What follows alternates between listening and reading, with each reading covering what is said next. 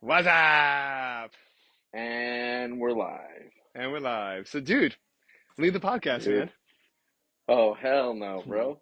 Okay, man. First of all, what's up? How we doing? You know, pretty good. Good, man. Pretty I'm good. so excited about this. First of all, I'm excited because you and I haven't caught up in forever. Um, and you're one of my favorite people to talk about everything with.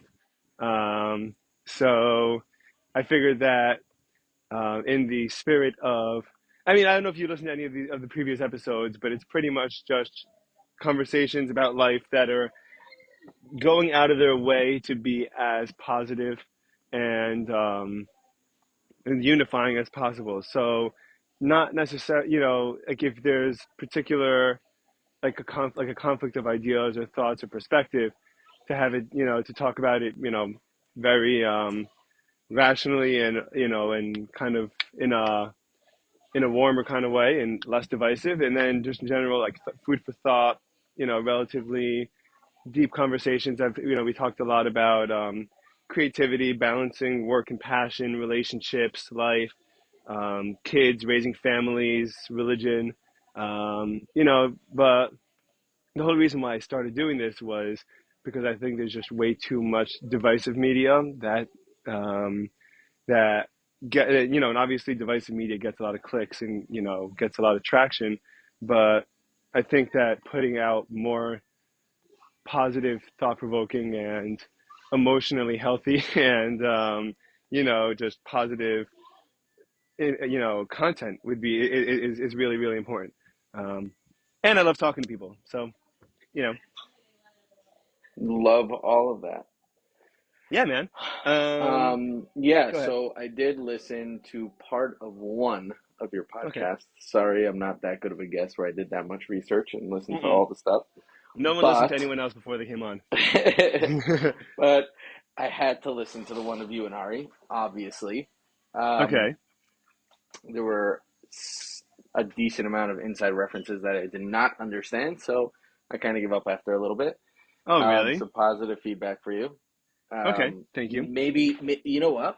Maybe it wasn't even inside information or inside baseball as much as it was references that I just didn't understand. You know? Ah, cultural references. You're listening about Yeah. talking about the Jerry Garcia and Bob Dylan and heroin use and all that. Well, Bob Dylan, I know. Jerry Yeah. Garcia, not as much. Okay. So I guess so. Like off the cuff, I when you said Jerry Garcia, I thought it was just someone you knew, to be No, totally man. honest. But then I did, yeah, yeah, Okay. Well, I hear that, by the way. I mean, that's that. Each thing's going to be just a matter of how. I mean, everything is going to be a question of how relatable is it to the next person, and that's why you kind of try to have as diverse a group of conversations as possible. I also didn't want to pigeonhole this podcast into anything like any particular topic, because I think that when you pigeonhole yourself, you almost guarantee that you run out of content and things to talk about and people to talk to about it, but humanity and people and, well-being is something that you could talk about forever. That's always developing, that's always growing, that's always, that you're always finding new stories. There's a never ending supply of humans yeah. and their perspective and things to learn from them. So that's so if one particular episode is not relatable, then hopefully the next one or two or five or whatever are. Um, Totally. that's the goal. So what's been happening, dude? What's been going on in your life? Oh, You have a well, lot to. We have. There's a lot I want. There's a lot I want to talk to you about, and you could kind of steer the conversation any way you go, and I could well, I will follow your lead. We'll have an organically as you always do. I did the things I wanted to talk about a little bit was sure. sobriety for sure. Okay. I wanted to talk about raising a family for sure. I wanted to talk about the about business and finding out of the box ways to make a living other than just being in corporate America. And I think a lot of people kind of feel like if you don't have a corporate job or then either you're not like as successful or there's a lot less room to like do anything. And I don't think that's true. Um, and those are just a couple of things I Mm, wanted to think about. Or talk about a little bit. sure. So Love those what topics. do you think? I love those topics. Let's go with it. Okay. Well, let's hit the floor running then. Sure. Um, so I guess in order of your list, you mentioned sobriety first. Yes. Actually, on I'll take the exact date. On um where are we holding? Oh wow, I totally missed it. But on Tuesday, I actually celebrated 5 years of sobriety this past Holy Tuesday. shit, dude. Yeah, Really? 5 years? yeah, 5 whole years. Dude, I remember when I moved to Seattle and I texted you, and I met you in shul and Yeah. synagogue. I met you and I was like, this dude is hype. This dude is gonna party with us like crazy. It's gonna be so much fun. And I texted you like, when are we partying? You're like, oh well, I'm sober, but down to hang out anytime. And I was so shocked by that text, dude. And I was But like, be yeah. honest, did we not party though? Dude, I so that's a Come on. I'm so I'm we're gonna talk so much about that particular year because that was a year where you were literally surrounded by me, and I guess you could kind of call me a pretty shitty friend for doing this, but you were literally surrounded by weed smoking, alcoholic, bunch of lunatics living essentially in a frat house after college, and I mean, I don't know. You'll have to tell me about what that process was like. But you always brought the fun. You always brought the energy. You always brought the enthusiasm. Like you saved Sam on in our Beer beer Olympics. Olympics. That's right. And so so 5 years on Tuesday. Yeah, Congratulations, first of all. That's thank incredible. you. Do you ever think about it?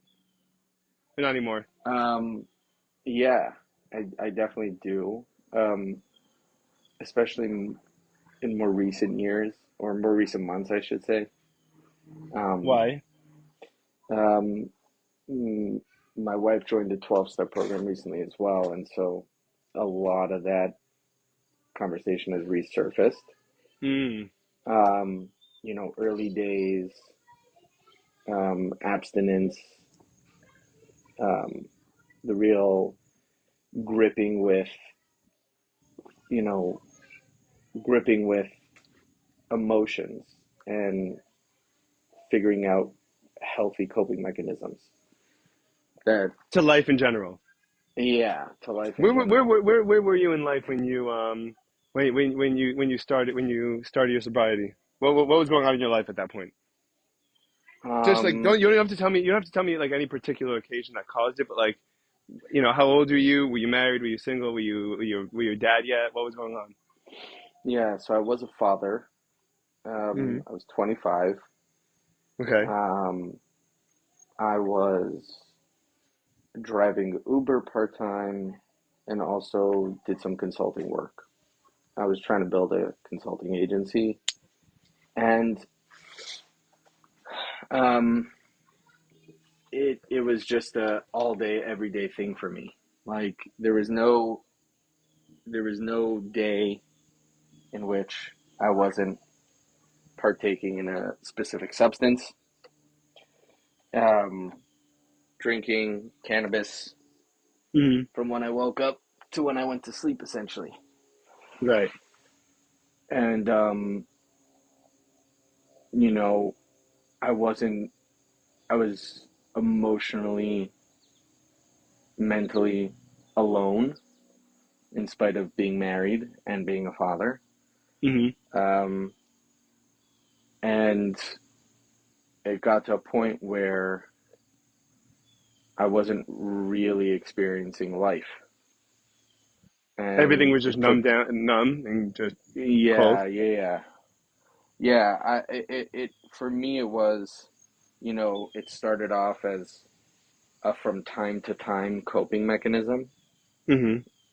and then just got so comfortable with using substances as a coping mechanism that I was afraid to feel anything, because to feel anything means the possibility of feeling something negative, Right. which negative, I don't even like that word because, not necessarily would it be even really negative. Sometimes we feel things that we don't like and we kind of have to, you Right. know, Right. It's just not always or pleasant. we Not always should. pleasant It's not always feelings. pleasant. Right, right, right. Yeah, yeah, exactly.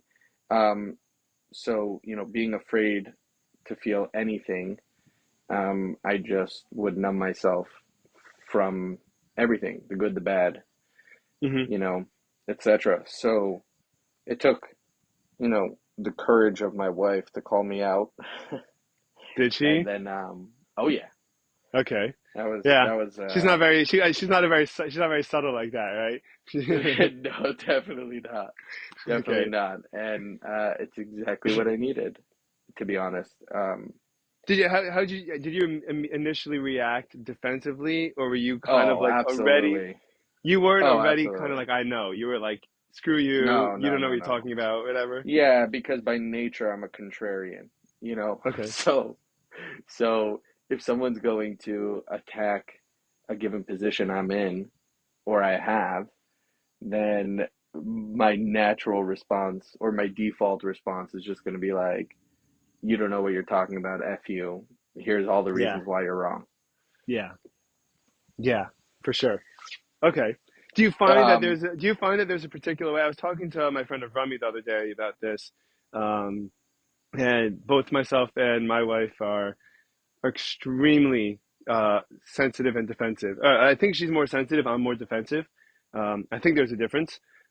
mhm, Um, because I'm defensive. I'll kind of get riled up and like and respond back and feel a lot. And then I think sensitive is kind of just hurt and retreating almost. I think that right. I think it's a difference in the way that you perceive it. But I mean, I've had to learn through the last 3 years or so that like the way that I talk, like the way I bring up something. First of all, there's a way to bring it up, and second of all, even no matter how I bring it up, I'm going to be met with a certain level of sensitivity that will take X amount of time, an hour, an hour or two or five or a day.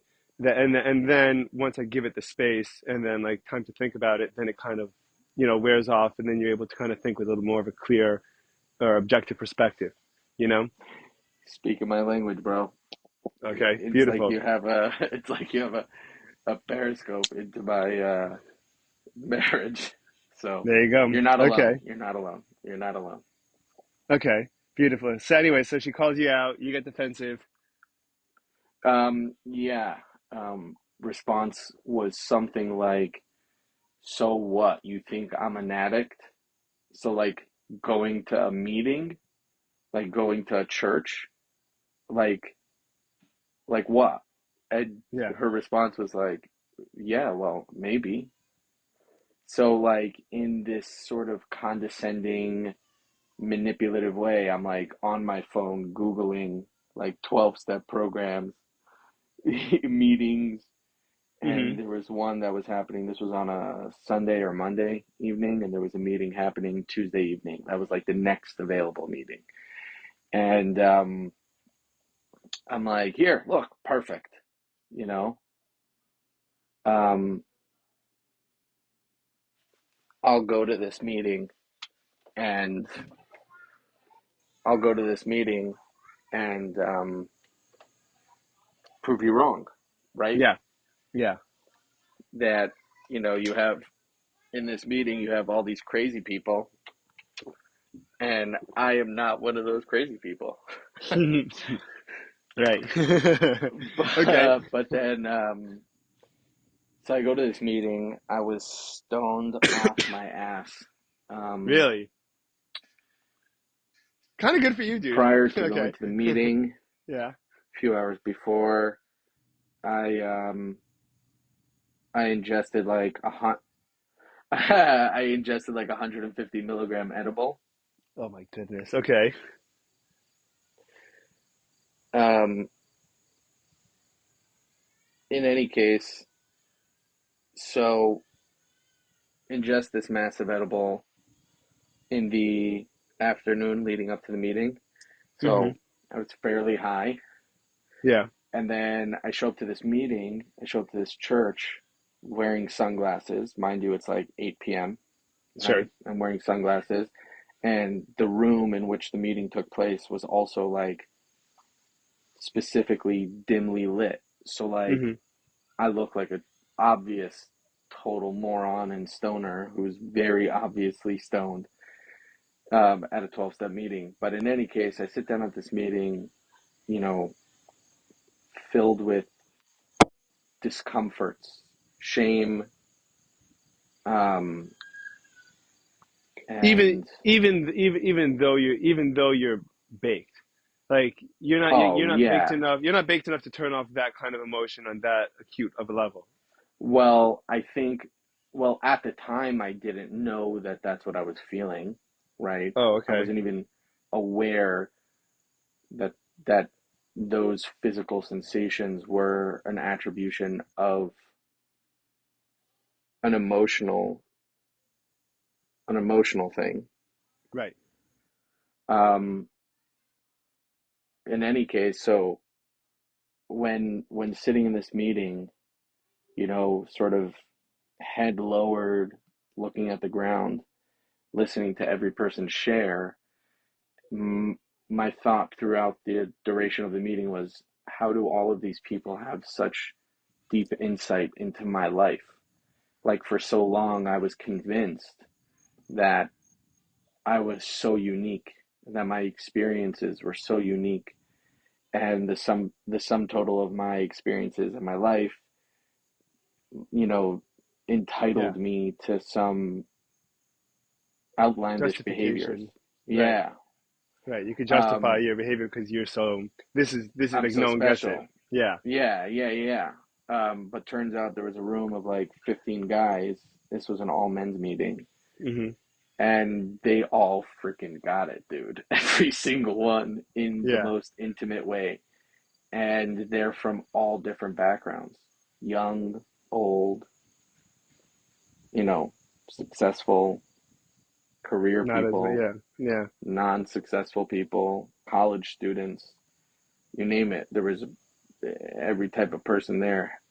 And it was really, really incredible. An eye opening experience, for Did it sure, take? to Did it say the take? least. So how long? How long? So did you feel immediately more comfortable after that session? What was your reaction after that?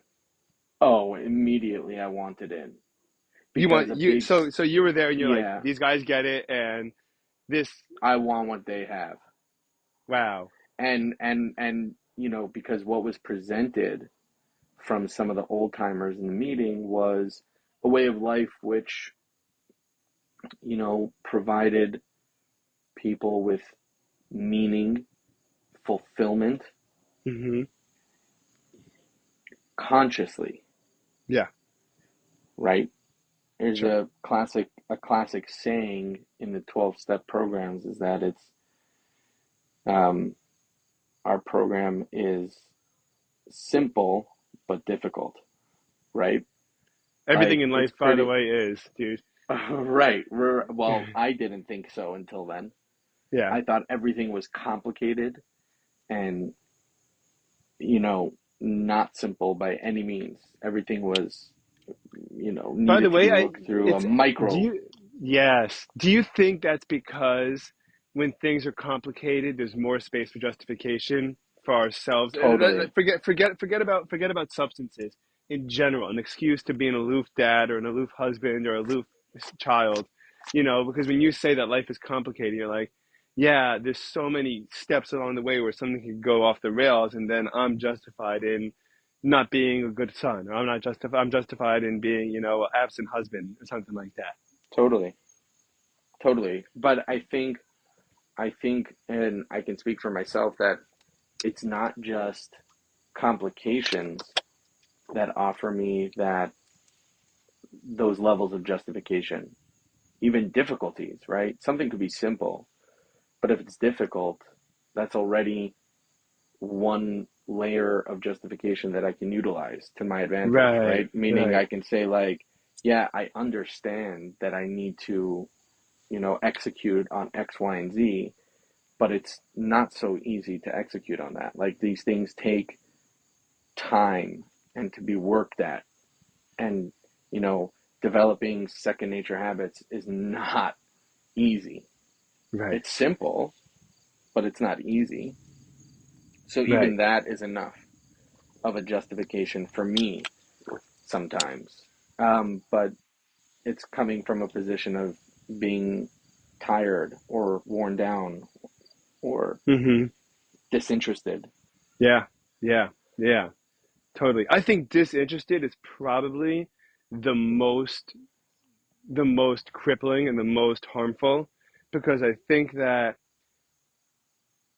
if we I think that if there's something that if there's anything that anyone's passionate about, they push themselves to exhaustion and complication is not so much of an excuse anymore if it's something that you're interested in or care about because because if you're passionate about it, you want to just find a way to get it done, and you're looking for excuses to do it. If you're disinterested, you're almost in nature looking for reasons to avoid it.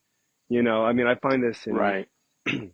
But in every part of my I life. think, sorry to cut you off, but I think That's okay. disinterested is a symptom of something, right? I don't think it's the root in and of itself.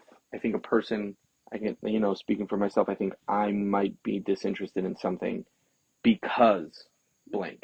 Well, yeah, but then there are also plenty of things that you're like, for example, I was never interested in being a CPA because I'm just not interested in That, being a CPA.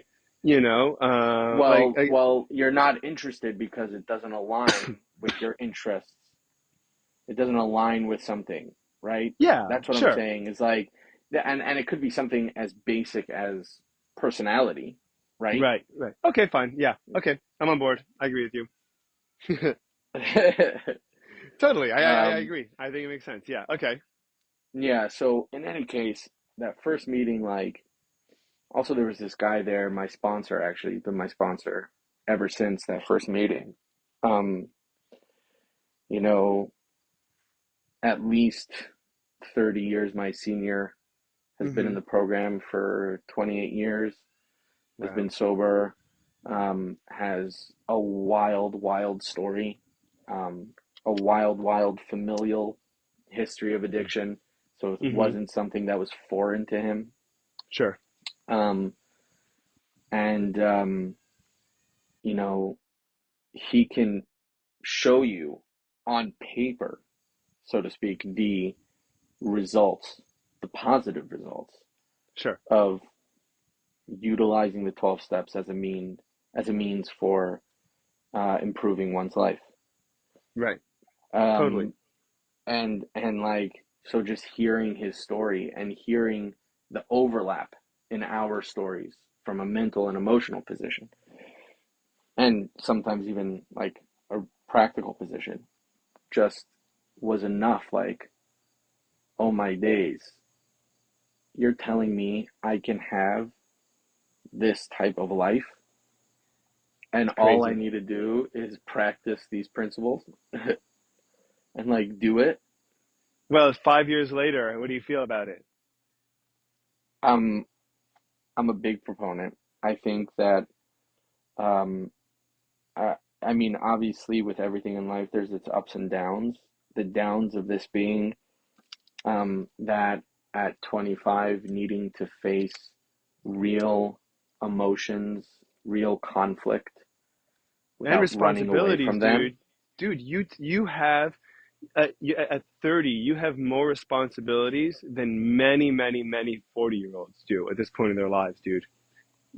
I mean, the responsibilities you had as a 25-year-old, even, you had more than a lot of people, and I don't think that has to.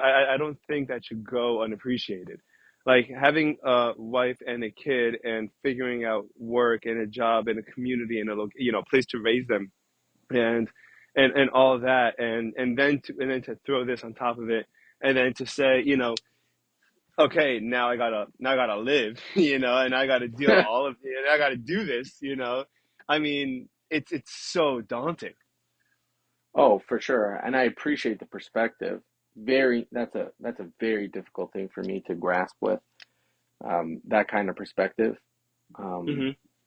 because I still struggle with living through this, micro lens of how things ought to be, um, based off, you know, I'm not measuring my challenges or responsibilities against the country's population.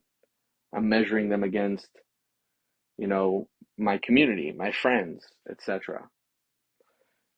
And given that in my community and my friend group, it's fairly Yes. similar in terms of the Yeah.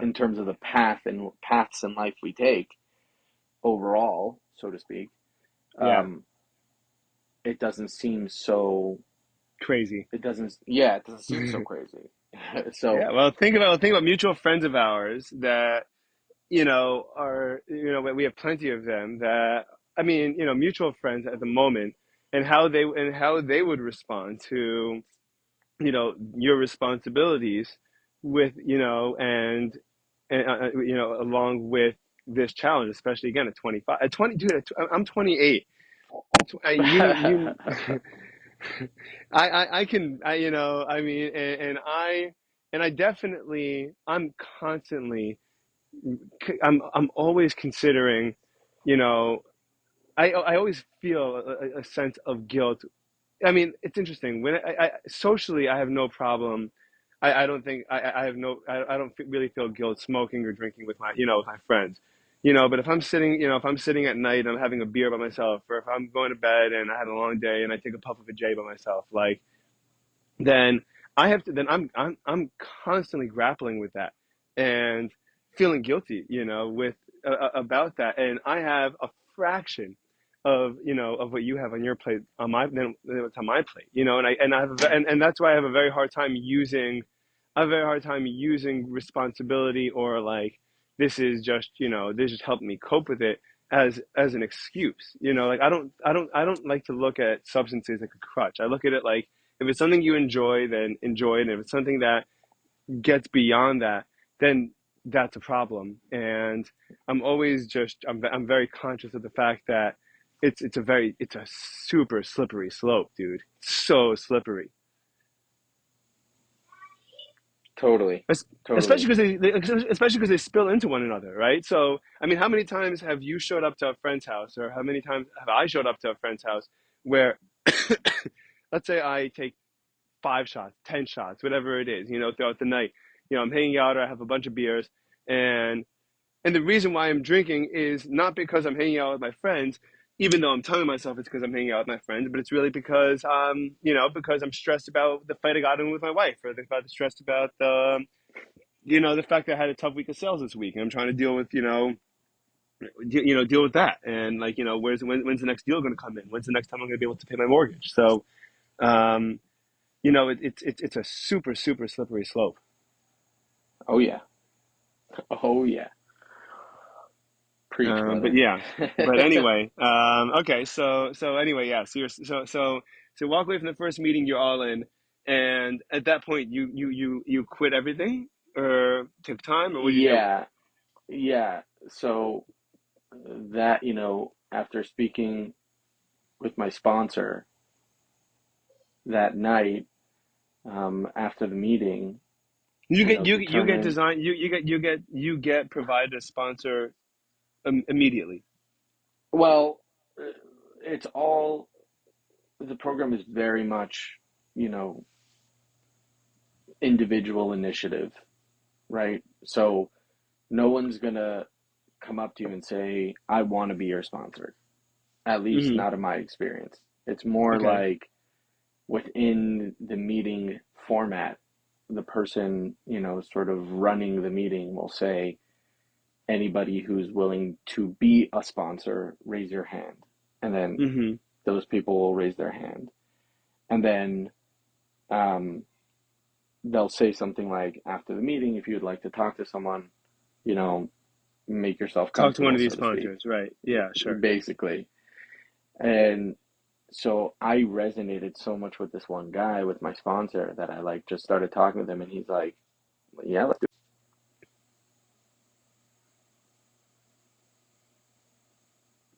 Dude, dude, you cut off. Hello. it." Yeah, Yeah, yeah. I lost you at. He said, yeah, and then I lost you after that. What'd you say? yeah, because obviously you told me to put on Do Not Disturb, but Someone called you twice through no, anyway. my wife's notifications are on the list of people that can disturb. Oh, it's so funny. Okay, well, as long as you're back. So what were you saying? Um,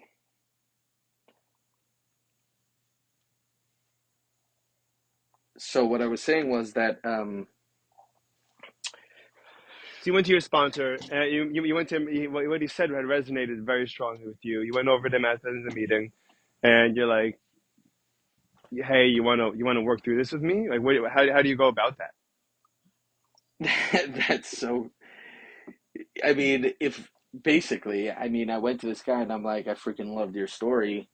I want to give this, a good old college try.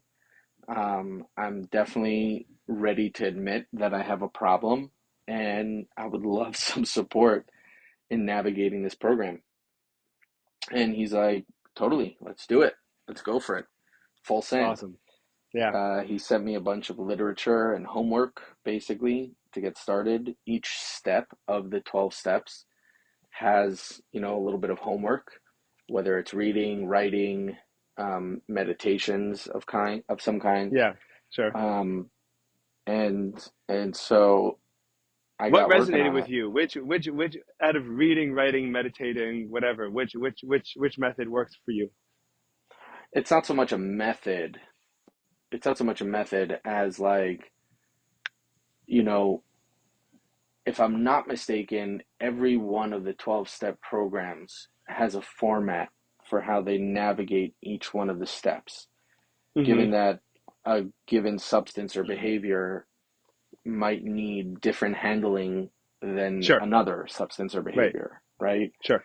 Some, some substances are, Well, I could totally even people tell develop. immediately the difference just between and probably the most common ones, but I'm sure there's an enormous difference between the dependency on alcohol versus weed versus even like Adderall or Heroin, something. right? Or Yeah, yeah, or like Adderall, or yeah, yeah, they're but very, yeah, they, yeah, they lead to absolutely. different But results. then, They're but utilized in different ways, and they cause a different mental state from one another that sure, probably would and it need a different type of impacts technology. brain chemistry differently, Yeah, right? right, That's don't forget that like these things, while emotionally might overlap, chemically they function very differently and offer right. different things.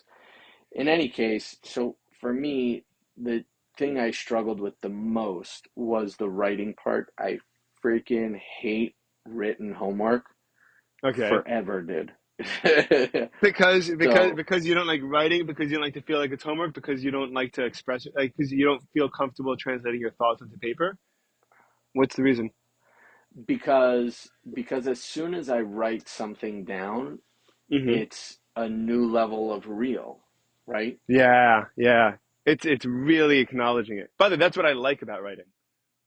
Oh, for sure.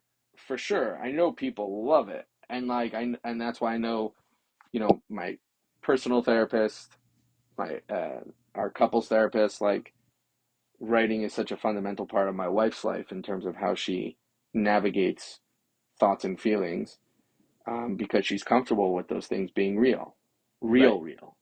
right. Um, for me, however, I A struggle little bit with it less. because no, right, because once something becomes real, then, you know, the guilt of not handling it immediately Ah, kills me.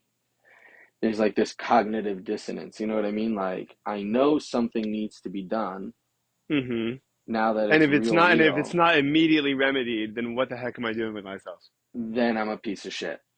Dude, dude, so it's so funny that you say that because I totally agree with you. I actually, and part of what I've been kind of forced to do as I've been kind of growing with my relationship with myself is whenever I write something down like that, that's something that's brutally honest, right? I'm not doing the best in life that I could, right? Like to write those words down and see those words come out of my mind and like onto the screen in front of me, Ugh. and I like, whoa, right? And then and what I started doing is like, and you'll figure it out, and then next time you write, Ah, we'll check back in relative to where you are now, and I started ah, doing that only recently. I mean, I've been writing to myself since 2016 or so, and so it's been 8 9 years, and only the last year or two have I been like, okay, I don't just write problems. I write what could I potentially do about it, and let's check back in and see how it goes. And that way, I kind of provide myself a little bit of a safety net that just says, totally. even though you're a piece of shit right now, Yeah, maybe tomorrow you'll be a little bit less, and that might make you a little better. absolutely. I mean, I once did this exercise with my therapist, where she had me write down my ideal day, Mm. and I just heard a podcast about this, dude.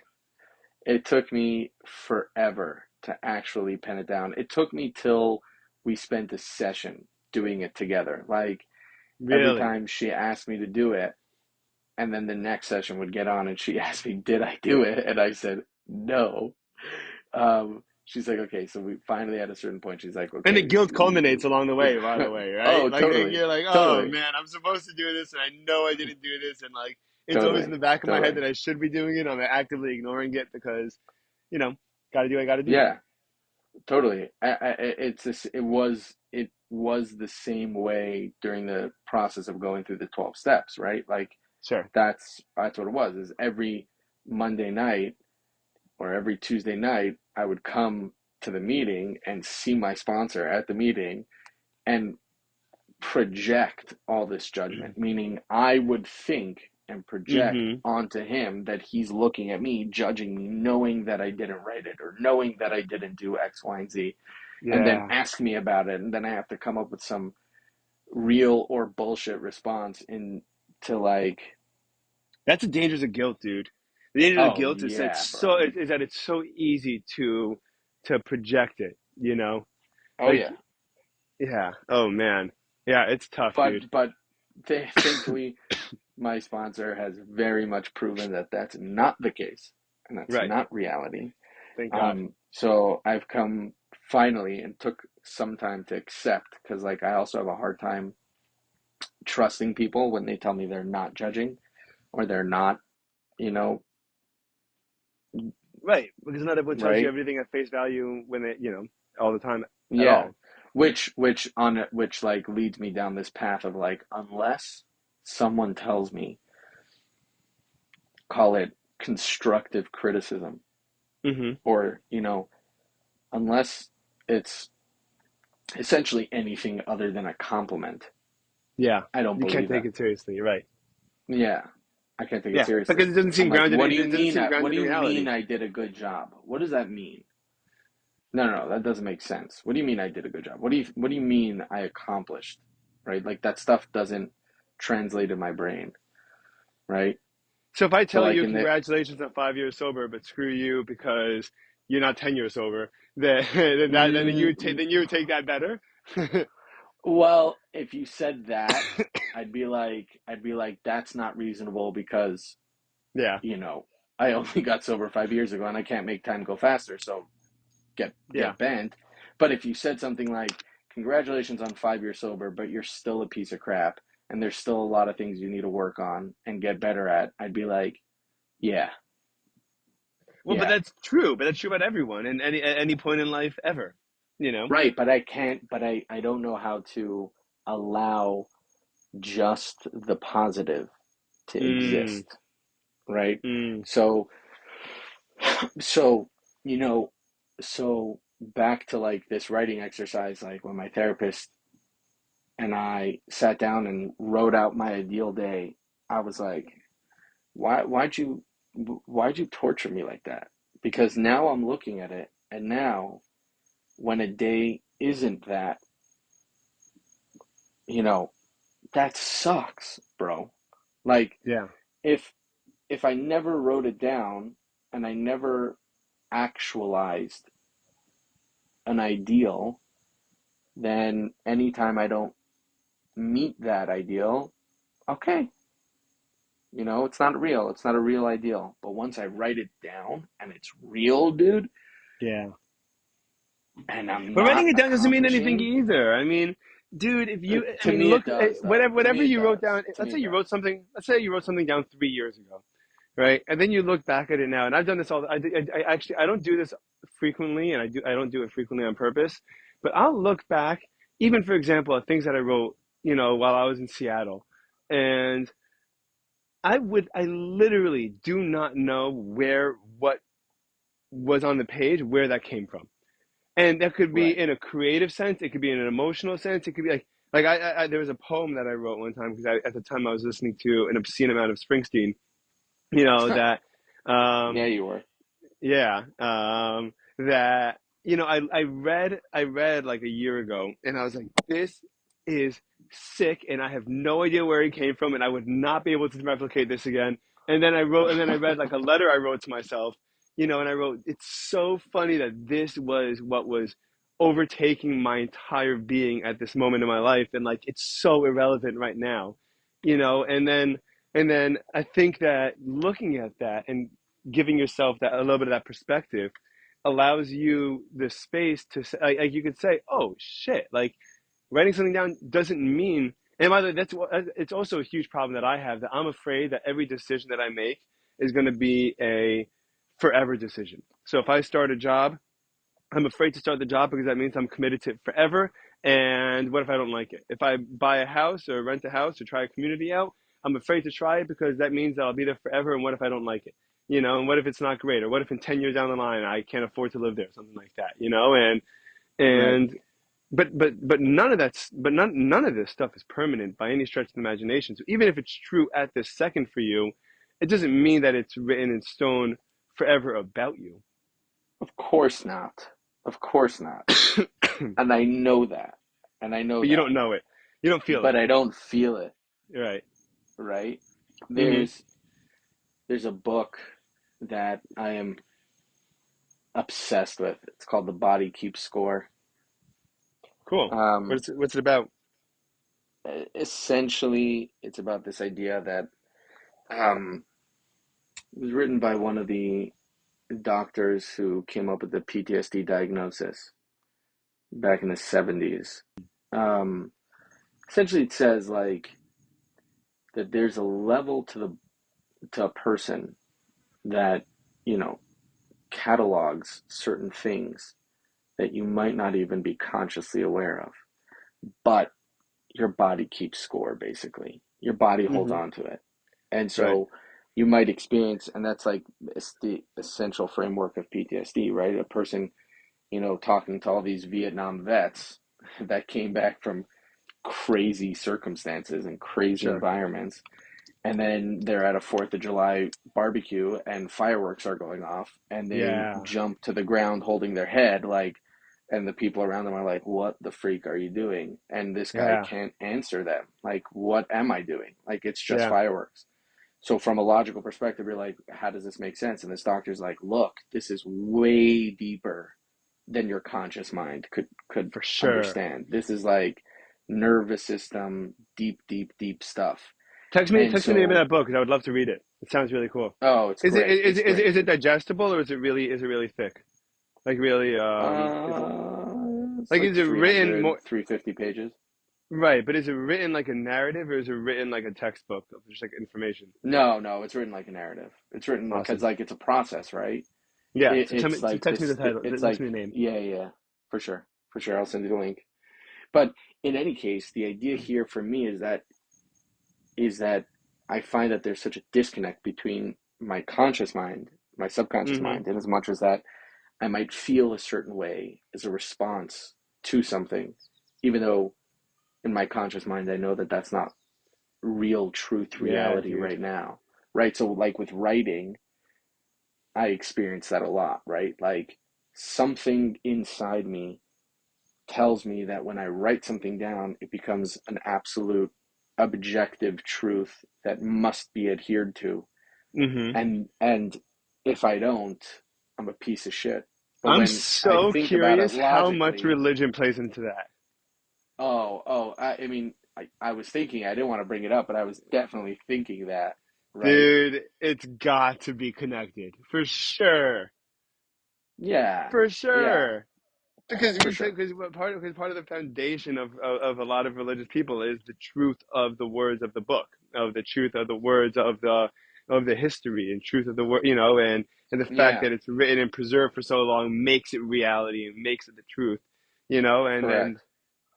that has Which to is a yeah. crazy thing to say because we know that, and speaking for our religion, we know Hmm. that it evolved, and we Yeah, know that, you know, the absolutes that were practiced 1,000 years ago are so different than they are today. Maybe certain principles or concepts remain the same, but in terms of practicing those principles, yeah, looks very different today than it did sure, 300 years ago, sure, sure, 500 years sure. ago, 1,000 years Yeah. ago, 100 years ago. You know what I mean? Like, so even that isn't truth per se, but I definitely think that I was raised with, certainly in, in my educational life in elementary school or in yeshiva, etc., in high school, I was definitely educated with that idea, right? Like Hmm. certain things are immutable truths, Yeah, right? And they cannot be altered or doctored yeah, or yeah, changed or yeah, deviated from, etc.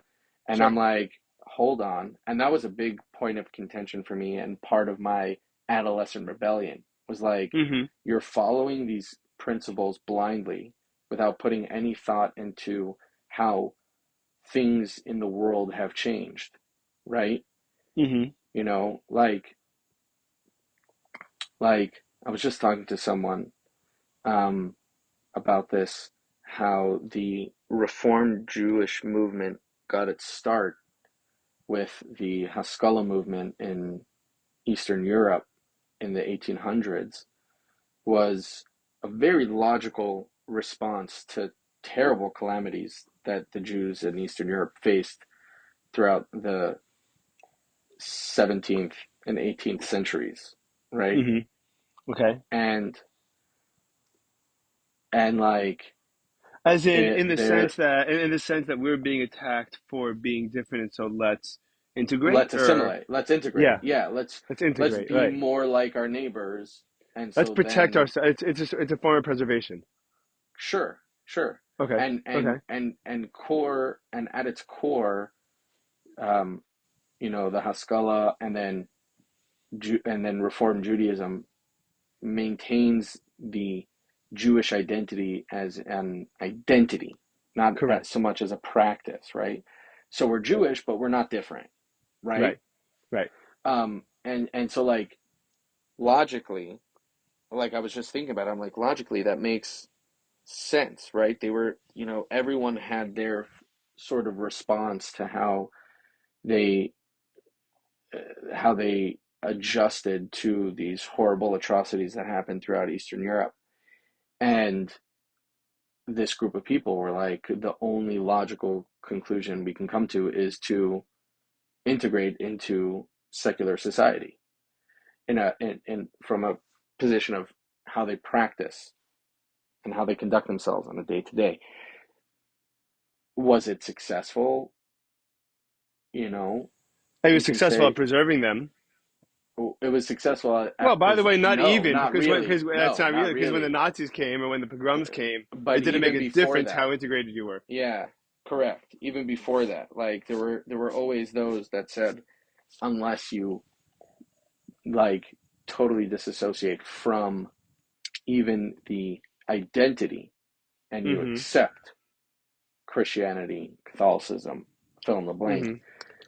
um, you will forever be prosecuted, right? Right, right. And even then, So by the my way, even point if you is, do, no one gives a crap. If your last name is Goldberg and you say if you were living in the 18th century and your last name was Goldberg and they came for you and you said, "Well, I'm a Christian," they'd be like, "Guess what? Fuck you.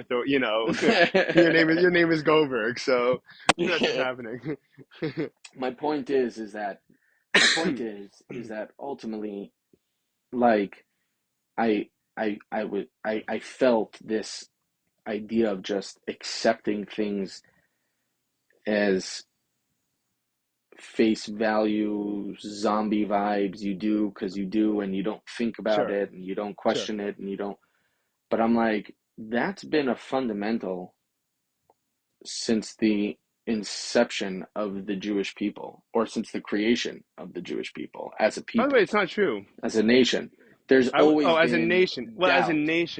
as a nation, right? It's very interesting because as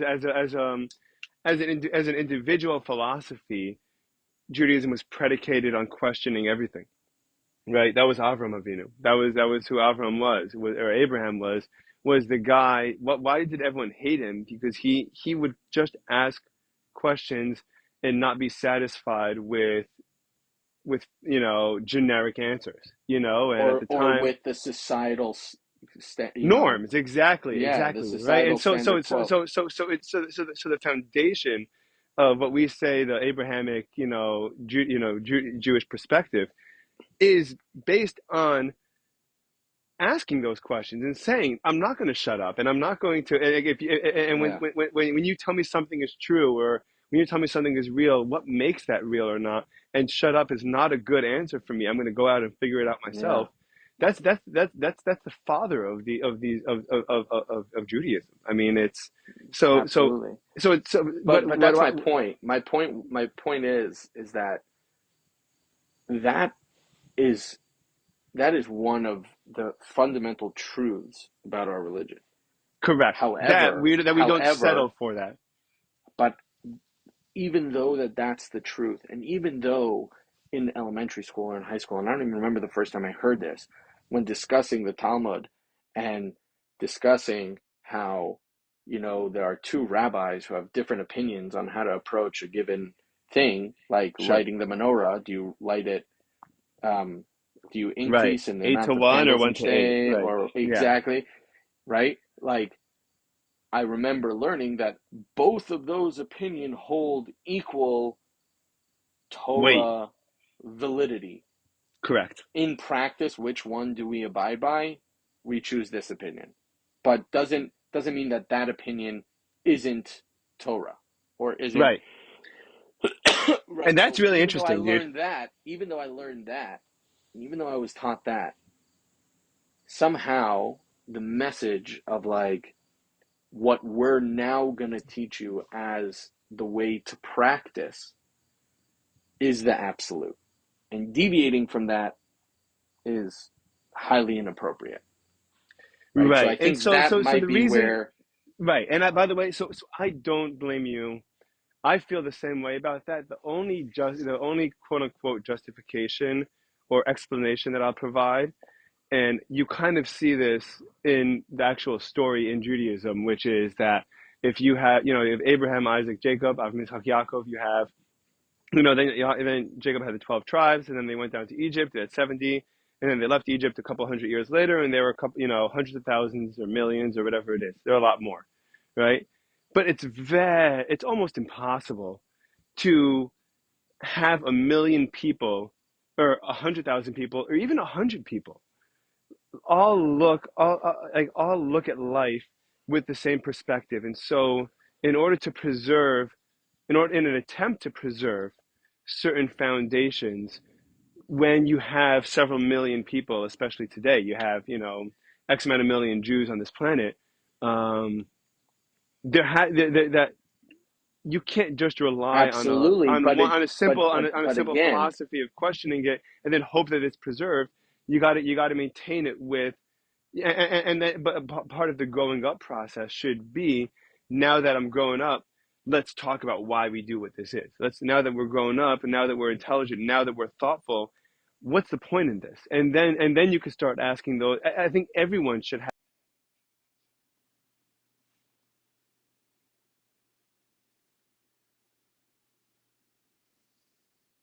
Yeah, I lost you also.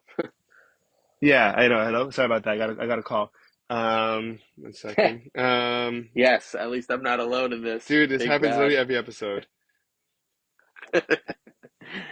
Right. So my point in this, and I think to tie it back to what we were talking about earlier, I think that um, that journey of understanding, discovery, learning, growth, etc., Hmm. and investigating why we do things the way we do them, That should be and encouraged. aligning with, right? It's I also understand why my, elementary and high school super religious teachers were afraid to invite that kind of conversation. So, because they're afraid that, Yeah, because so, it doesn't work for a classroom of 20 people. Because oh, for what you're sure, gonna do is for sure. you're gonna Again, tell an answer that resonates. Because the truth, a lot of what people look for in the truth is truth that resonates with them.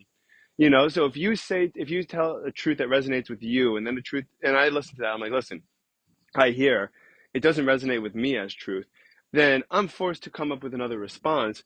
But that doesn't necessarily not make it true to you that's hearing it.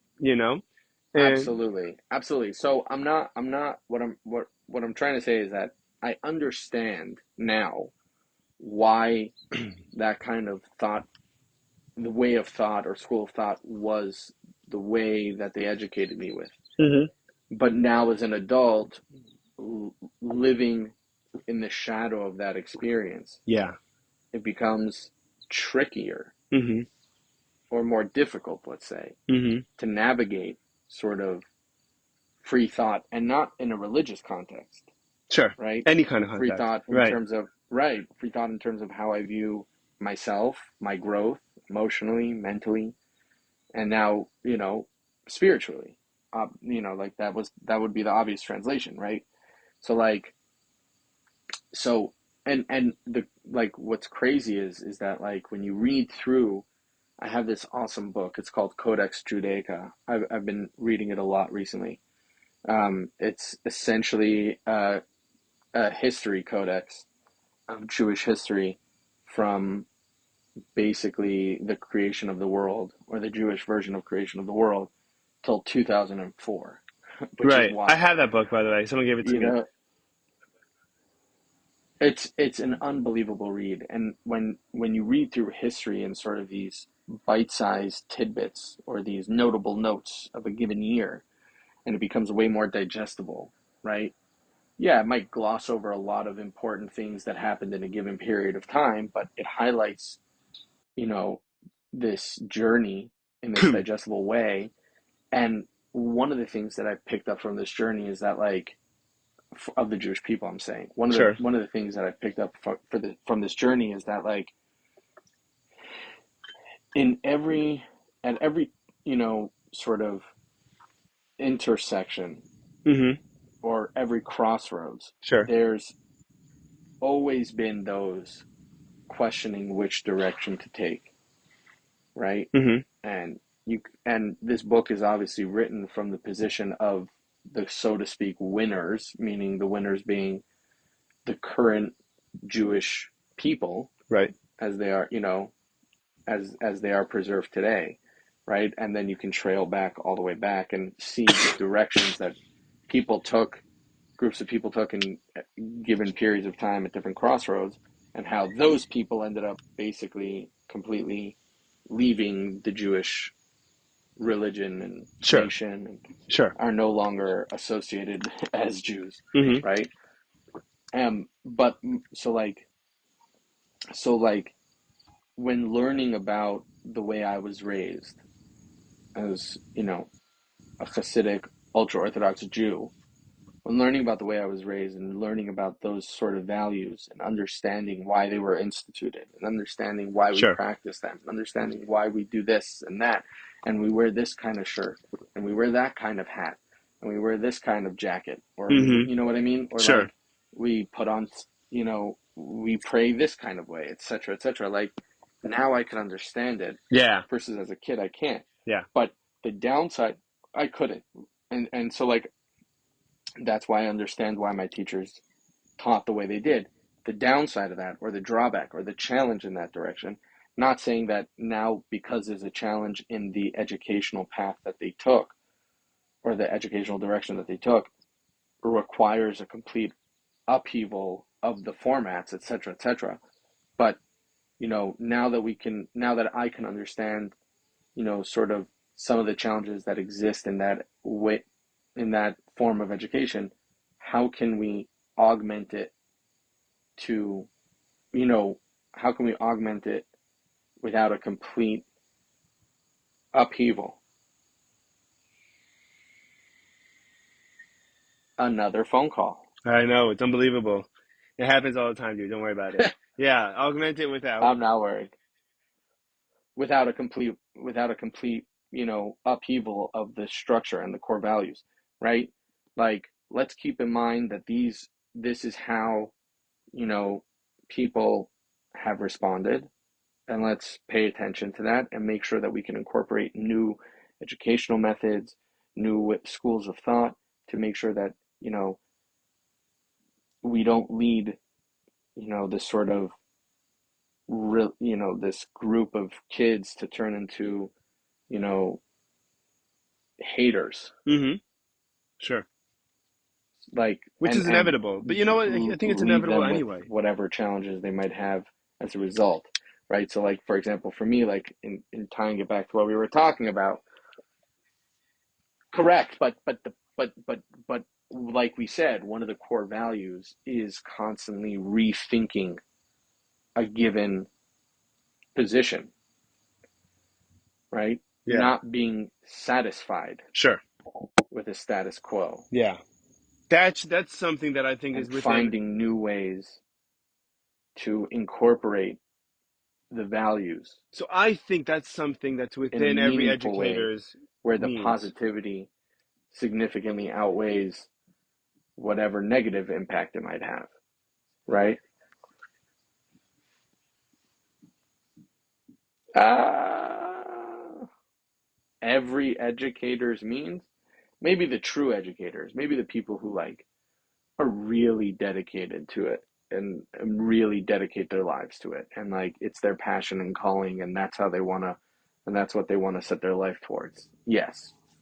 If you're a good And teacher, I see it happening, don't get me wrong, like the school that my kids are going to now is so different in so many ways to the type of school I went to growing up, for sure, right, while still imparting the same core values, right. That's good. right? It shows that it's So, living, and it shows that it's growing, and it shows that it's not just stuck in some relic. correct, but the whole reason why we got onto this topic of conversation is my struggle to update and to use methods So that that's I actually so used as so a perfect. kid to update, right? To update myself. Yeah. One of the things that I was so Rachel started going to a bunch of these really cool type of these type of classes or workshops or whatever in Florida. And one of the things she was doing, first it was like a yoga class, and then it was a breathwork class that she wasn't really even sure what it was going to be.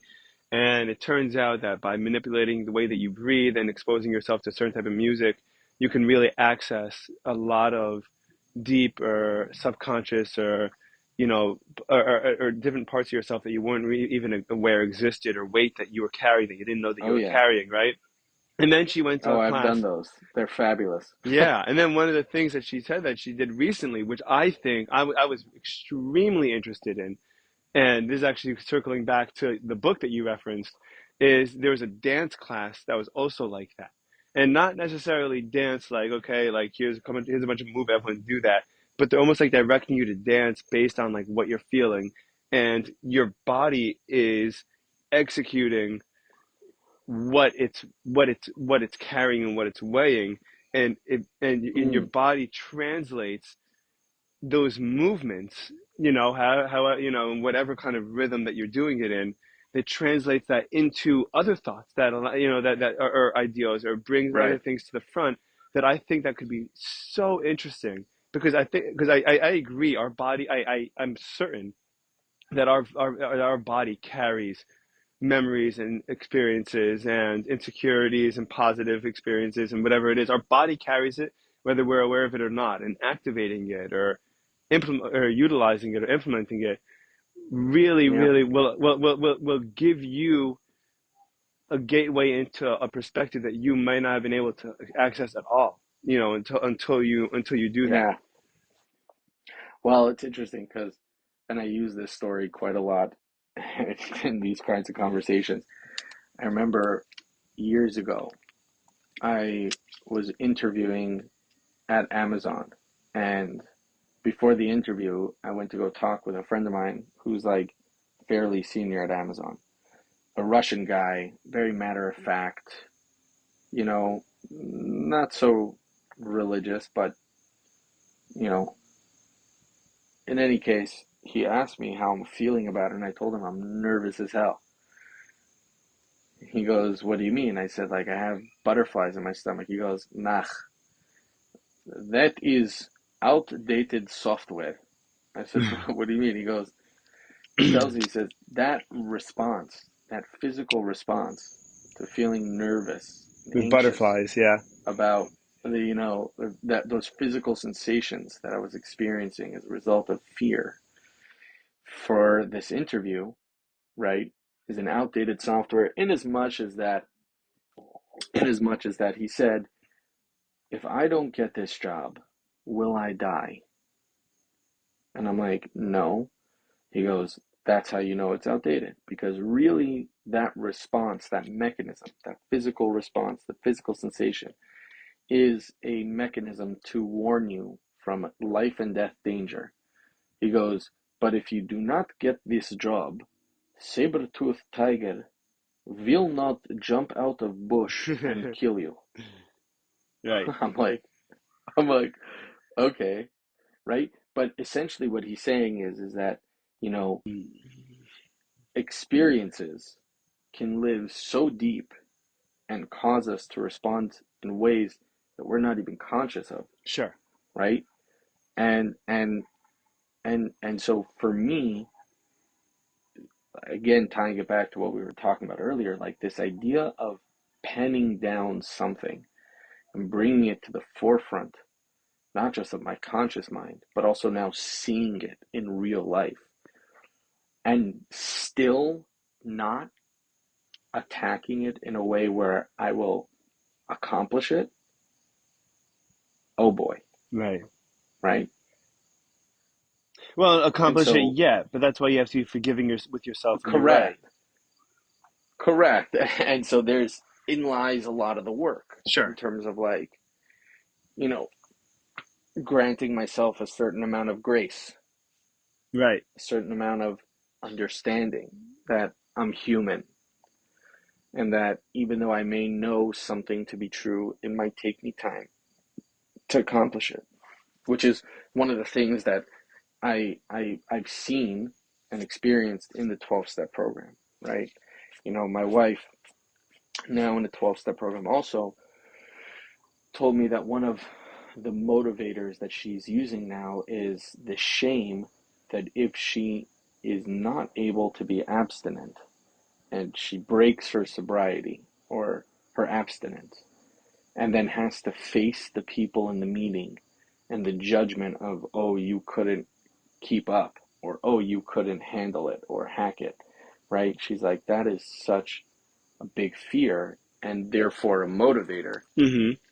for me to remain What abstinent. do you And think about that? I'm like, that is such a load of crap. In as much as that, like, I've never once seen it manifest that way, where I've been to many, many, many meetings, hundreds and hundreds and hundreds of meetings, possibly even thousands at this point. And and never once have I seen a person sit down and open up and confess to a lapse or a setback and be met with, you know, failure judgment. Yeah. It Because was it's so not, always because it's so not. it was always embraced with warmth and support and loving kindness and understanding. Always. Yeah, because Always. it's so, because everyone understands what everyone's going through. I think Sure. judgment tends to come from a place of misunderstanding, right? I'm not you. Mm, That's what I think. I think a lot of judgment comes from a place of misunderstanding, of not understanding the other person or not being in their shoes. So it's easy for me to stand here and say, "Yeah, how can you screw up like that?" After but when everyone's kind of starting in the same place and along the same path, along the same journey, I think that everything is a kind of it's a lot more forgiving and understandable. You come from a much healthier perspective.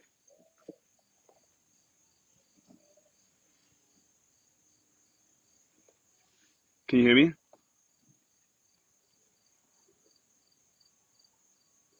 right. Can you hear me? Yeah. Yeah, yeah. Okay. Wait, so dude, so talk to me about what it was like when you were surrounded by a bunch of you were very close with a bunch of drunken, stoner morons. I loved it. Are you kidding me? Was it fun? So fun. Was Absolutely. it hard for you? Was it because I do remember that at a certain point, I think Chaim pulled me aside. Like, dude, maybe you shouldn't just like rip a bong in front of him, And I'm like, okay, Hmm, I hear that. Like, that's a fair thing to conclude. that's nice. But That's thoughtful. yeah, I know, and I kind of No, wanted, but I love and the it. way that I wanted to go about it was if I walked on egg, the way that I thought about it was I don't want to walk on eggshells around you because I had a feeling you'd read into the fact that I was walking on eggshells and probably want to distance yourself also at the same time. So to kind of like I, just treat the whole situation like everything was completely normal and whatever I'm gonna do, whatever you're gonna do, and I'm not going to act differently because you're there, and I'm not going to act it's a pet peeve of mine. when people do that. It's a pet peeve of mine. If someone feels compelled, whether it's self-motivated or not, to feel the need to walk on eggshells, I can't stand that, dude. Really? Get out of here. Get out of here. Why? If there's something, if you wanna go about living your life, right? For me, right? But obviously it's very different for a lot of people. Like you talked about, you mentioned how, your wife being more sensitive than you.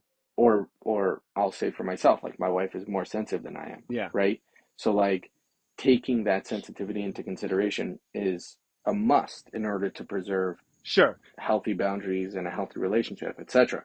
But but but like for me, I'm the opposite.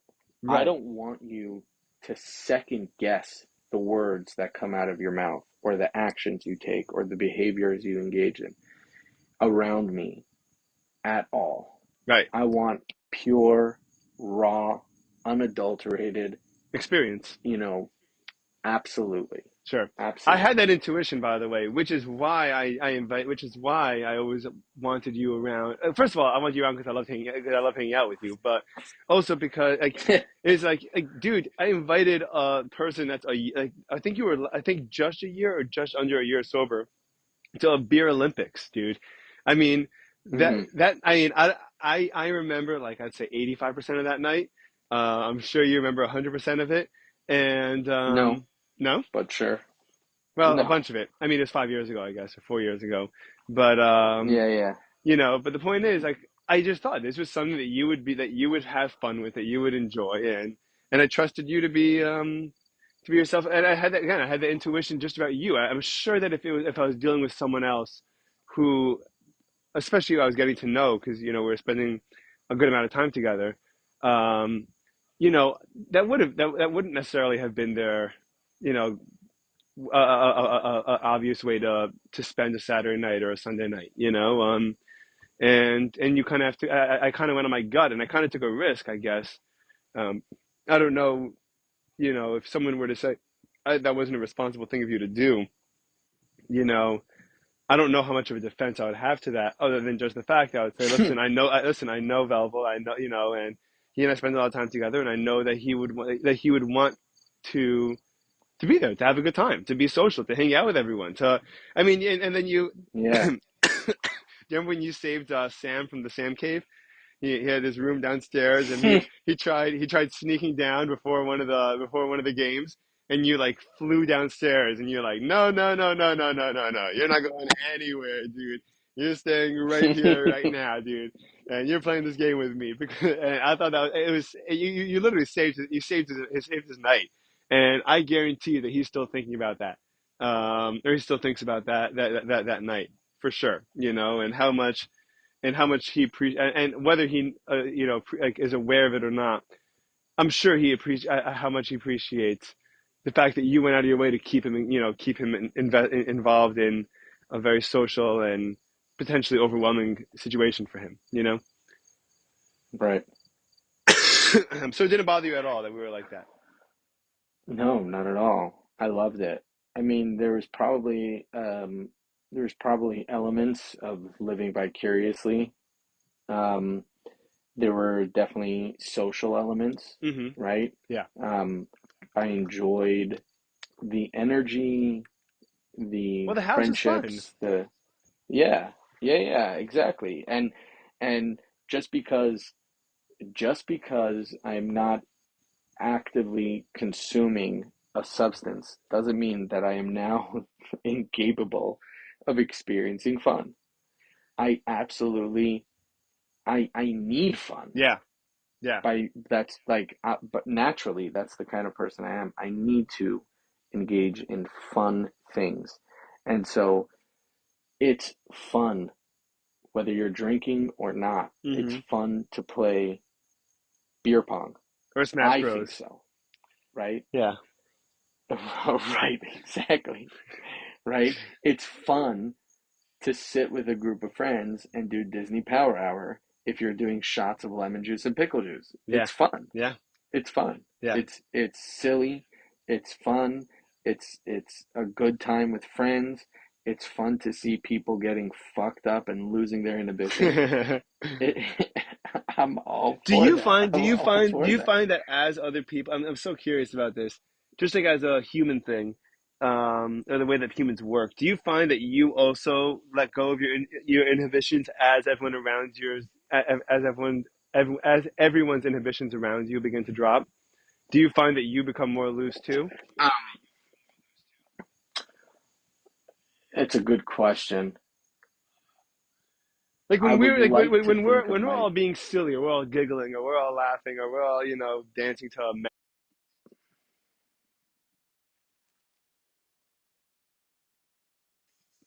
also, and because I part of what drinking does is it shuts down your prefrontal cortex, which controls context and behavior and what's appropriate or not to do or say. Which is why, like, when someone gets drunk and they like say something they wouldn't have ordinarily said, it's because the part of their brain that regulates what makes that what the context of a situation is temporarily shut off. And but right. I'm very curious as to, like, if everyone around you is looser, do you become loose as well? Definitely. But I would like to think um, of myself as the kind of person that could be raw regardless of the people around Hmm. me. Obviously, I'm not going to be a silly, goofy person in, you know, at a Sure. funeral, right? You know what I mean? Like that's not What's the what context? that's not what the circumstance, right? That's not what the context calls for. But if people around me are having a goofy, silly time, then I'm definitely gonna engage in that kind of behavior, right? Right. Um, but yeah, it was a blast. That house was so fun. Dude, I miss that house, man. I miss the house. There's something that's been stopped me from, like, coming back to Seattle for years. I mean, I haven't been back since I left. I drove off and I Yep. haven't come back since. And I don't, and it's so funny because I really attribute some of, like, the greatest growth and experiences of my life to that place.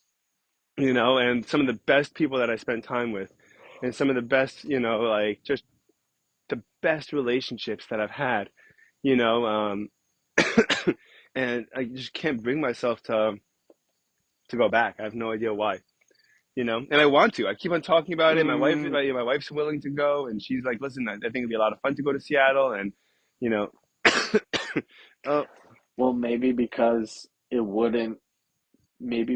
would potentially not live up to that level anymore. nah, Maybe, meaning like your I don't live life like that. now, you're in such a different, yeah, but you're in such a different position in life now. And you've been talking about the experiences you've had here, the people you've met, et cetera, and you've been talking about it to your wife, and it has sort of this image, right? And then to come back here and then potentially it'd be a boring as fuck Right. trip could really ruin a lot of that for you. Nah, because I don't. I'm aware enough that um, it's. I don't expect it to be the same thing. Like when I do experience, I used to when I was in college, I really felt this way, and and as soon as I graduated college, this hit me like a truck. But you can't I don't you can't I don't expect to replicate any experiences, and I don't expect to, you know, let's say I had an amazing Friday night, hanging out, had a beautiful meal. You're with your friends and you're having a good time and you're singing, you're joking around, and you're laughing. That doesn't, by any stretch of the imagination, mean that if you put the same people in the same place, the same time, the next Friday night, that you're going to have the same experience. And I think a lot of people expect that. I definitely don't. Um, I, I really don't know. I really, really, really, it's nothing to Mm, do with my expectations. I think it's something about, I don't know, bringing myself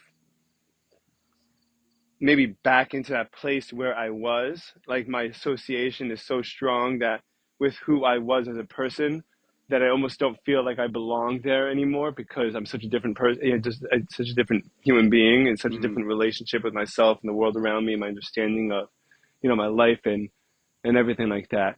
That it's almost like it's historic. Like it's a story. It's in the past and you hear about it, you talk about it, and you have great memories about it. But it's not anything that's tangibly something that you could just that I'm going back to. That part of me, like that experience happened and it's done. I don't know. I sounds to me like you're saying the same thing that I Why? say, How? because you're saying that it was an experience and it was a part of your life and holds weight in such a way where you don't want to go back to that place. So But that's not maybe because I'm it's expecting a less certain. so, It's not because of my but expectations. It's because I don't want to be. It's sure, because I don't know if I want to go back to that point in my life. right. So the where we differ is what about that experience do you not want to reintroduce, Sure. right?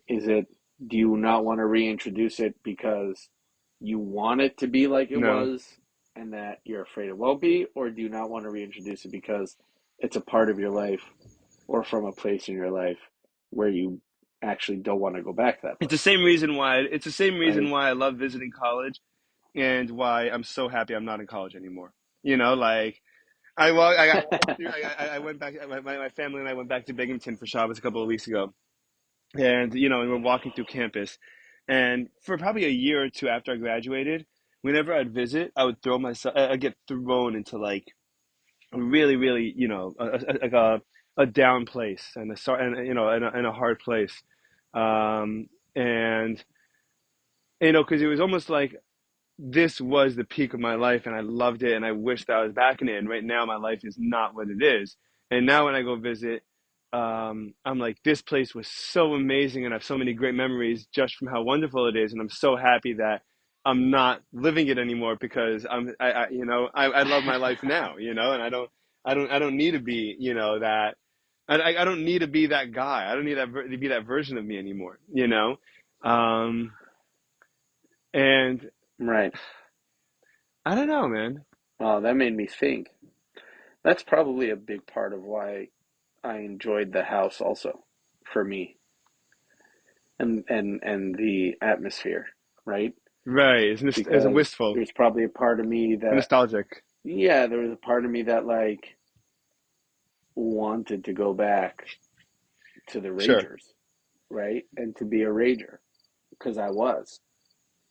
And maybe I didn't want to give that up yet, Yeah. Yeah. you know? Yeah. And listen, I think you know, it doesn't have, it wouldn't have the same draw now. And if I lived there now, I don't think it would be living the same. I wouldn't quite be living the same lifestyle as I was living back then. You know. Um, Yeah. but Like I'll tell you, even though, not even though, while married, while being a father, I've gone to Vegas for boys' trips on a number of occasions, okay. right? Yeah. You couldn't pay me enough money to go back to Vegas today. Yeah. Like, like I have no interest. I am so happy To never go to Vegas with ever again. my to like like not even remotely.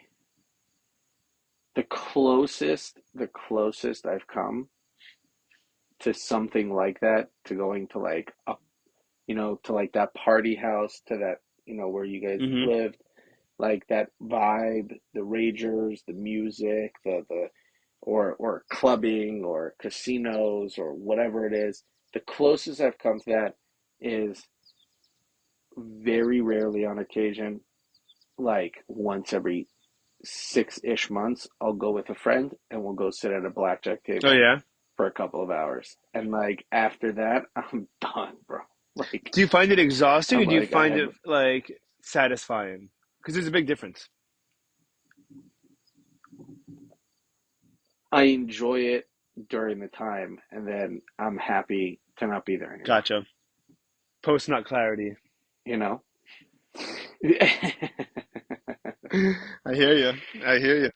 Exactly. Exactly. So funny, dude. What do you think of what do you think? What do you think of all the work? I don't know if you've listened to or looked into it at all or heard about it, but the association with psychedelics and PTSD or addiction and stuff like that. Oh, that's a great Like, question. what's your thoughts? Because I actually know someone else, a dude that's been sober. He's young. He's actually on the younger side. I think he's like 20. He's in his early 20s. So I don't want to be too specific, right? And he's I think 6 or 7 years sober, maybe even 8 now. Um, Sure. and and his wife and yeah, his wife is in the medical industry, and I was talking to her about psychedelics and what how that's being used for therapy and stuff like that, and and he is extremely anti it, and she is extremely pro it, and for it, or at least at least Sure. intrigued by it and willing to do the homework and research into it, you know. Um, Yeah. and I don't, and I think that the way he looks at it is almost like cheating, like Hmm. okay, like I'm not gonna drink, so instead of drinking, I'll smoke a J and I'll be fine, like it's not gonna. Like, I think that that might be the way that Right. he perceives it. But have you thought about any of it or heard anything about it or looked into it? Oh, absolutely. Okay. Absolutely. Um, it's look, like everything else in the world, in life, it presents itself with pros and cons, right? I'm sure that it can be considered medicine for a great many Mm-hmm. people, and helping them helping them dealing with very serious psychological, mental Mm-hmm. issues or emotional issues, and help them navigate it, right?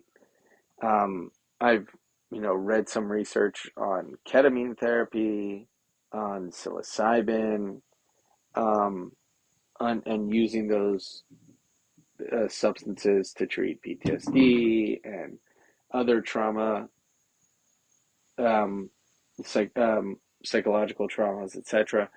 But at this, not but, Hmm. and at the same time, it can also be taken out of Sure. context. I mean, you look at things, right? Like obviously, obviously you might say it's obvious to say to that a person can draw a very clear distinction between an opioid and psilocybin. One is very clearly and obviously um, Opioids are one of the most one obviously addictive chemicals of ever. creates correct creates a tremendous chemical Hmm. dependency, and one so clearly Sure. doesn't, or obviously Yeah. doesn't, right? So obviously you can draw a distinction. The way they However, manifest is there totally different too. is, of course, however, the overlap is, and this is in truth with all substances, is the overlap is that there does exist a scenario in which those things are used And appropriately inappropriately. and and wholly and wholly for and wholly in like they're used appropriately in appropriate circumstances, etc., and they don't present, you Sure. know, You get your obvious wisdom teeth. side You effects get or your wisdom downside. teeth pulled, and you take a couple of Percocets for 2 days, and you move on with your life, and you forget about it, and that's it. You know. That's Correct, right. correct, correct. Or right, and so you could say the same thing about cannabis, right? There are many cancer patients who will speak to to the Benefit. tremendous benefits that cannabis presents them, and I'm not going to deny them that one bit. Sure. I'm sure it does, but there are also an equal amount, if not more, people out there who are not suffering with that and will then utilize that as a It gives you people know license. It gives people springboard license to or do it. Right. justification, Yeah. right? Yeah. Right. So when talking about psychedelics, like I can't speak to anybody else or the general population. I can speak to myself and my own Right. experience, right? So when like to put it into context, like I understand both the husband and wife in this situation, and I agree with both of them. The husband, I agree that for a lot of people, it is a shortcut or it is an easy Well, way out or presents itself as that. okay. And or not an easy way out, but a shortcut in as much as that A like, shortcut like a car okay, is a shortcut instead of if a you horse and go buggy, though. That's kind of the way that I was looking at it. or better, a shortcut like I would like to develop a more enlightened sense of being, and I can either peel back the onion layer by layer and then chop each piece up, or I can take the onion and put it in a food processor, Right. But right? you got to, right. But if you have both, Now, putting the onion in the food processor, you run the risk of blending it too much. So now it's not a diced onion, it's a sure. mash, Yes, yes, of right? course. That's great. That's a Or perfect if you want example. to get Awesome technical, metaphor. if you want to get technical, if you want to get technical, when you dice an onion by hand, you have more control of how the onion is cut, in what size pieces, and that they're symmetrical, Sure, and sure. etc. etc. Versus if you put it in a food processor, the pieces could be different sizes, this, that, and the other. So, is it a sufficient? Is Could it be sufficient as a solution? Right. Absolutely. But when given the option to go to culinary school and learn knife skills and practice those knife skills and hone those skills and become a Well, master, have presumably you're doing master knife both. skills, My understanding. and then now, so I can't Right, speak to that, right, right. right? I only know I only know the people who have done it, Recreationally. not recreationally, but even medicinally. But those people aren't people who are doing it in Well, a for medical context with, yes, but when we talk, in conjunction with they're going to, an Airbnb or they're going into the Sure. woods with a few Hmm. buddies or a friend, and they're ingesting psilocybin or whatever, and they're getting high as balls, and they're getting all this feelings of awakening and Sure. intellectual and mental enlightenment, and et cetera, and then they come back, and then they like Well, by the way, I've gone to I've been sorry. hold on, one more thing. I've been involved in a few programs that do like intensive therapy retreats, right? And we do like some crazy workshops, right? My wife has done Yeah. them also. When we have left these workshops, after spending, half a week in isolation from the real world, and are like deeply embedded in this kind of work and doing crazy breathwork exercises, et cetera, and then you come back to the real world with like I literally, my wife's pupils were dilated from like the level of elation she experienced. I felt the same way, this elevated plane of Hmm. existence, right? So I understand doing those kinds of things, and then getting to the work, right? And then working through it, Hmm. right?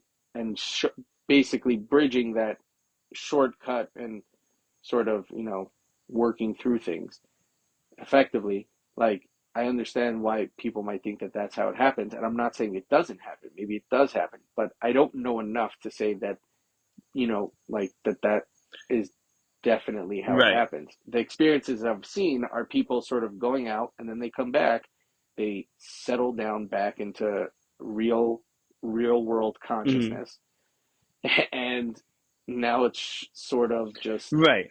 business as So I usual, want to right? clarify just because and it's my fault for not providing context. The context that a lot of this is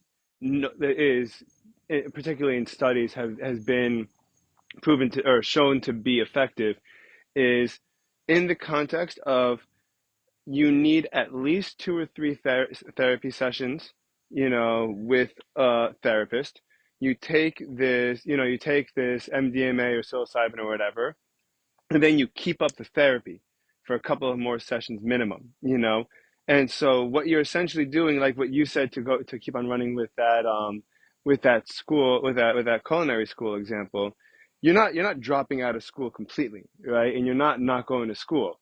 And I think that's an enormous difference because I think that, like what you said, a lot of people do it. They go to the woods and they go to an Airbnb or a log cabin, and they go and they take these high doses or even medium doses of whatever psychedelics, and they lament, they sit on it. They even have a friend they'll go with them.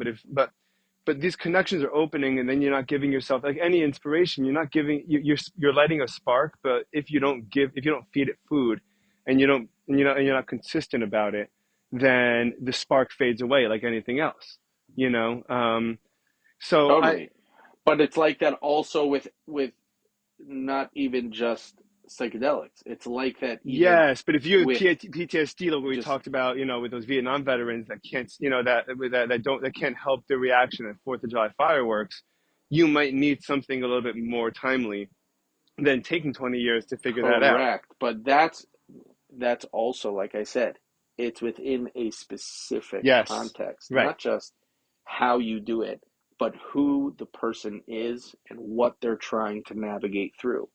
If a person is dealing with a crippling, debilitating psychological issue, using something like that as a means to kickstart, right? Using psilocybin as a flintstone to kindle a fire makes total sense to me, right. That's kind of what I was referring to. Sure. right? Right? That makes total sense to me, right?